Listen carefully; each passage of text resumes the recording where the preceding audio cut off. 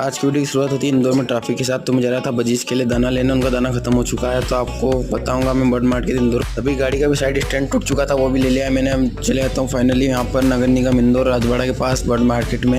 तो यहाँ से शुरू होती है हमारे बर्ड्स और एनिमल की दुकानें। तो आगे जाकर बहुत सारी दुकानें हैं, आपको हर तरह का बर्ड्स मिल जाएगा यहाँ पर। तो ऐसी और वीडियो देखने के लिए हमारे चैनल को सब्सक्राइब जरूर कर लेना। और किसी चीज़ को यहाँ की लॉन्ग वीडियो देखना है कमेंट करके जरूर बताना। और ये देख सकते हो सारा बाजार है बर्ड्स का, आपको यहाँ का हर तरह का पेट एनिमल सारे मिल जाएंगे यहाँ पर। तो देख सकते हो मैं आपको पास से भी शो कराऊंगा यहाँ पर बजीज, कॉकटेल, खरगोश, कबूतर, लव बर्ड्स के पेयर भी हैं यहाँ पर, फिंचेस भी है। तो मैं यहाँ पर दाना लेने आया था। आज की वीडियो में बस इतना ही, मिलते हैं कल नई वीडियो के साथ। बाय। वीडियो पसंद आए वीडियो को लाइक, चैनल को सब्सक्राइब कर देना।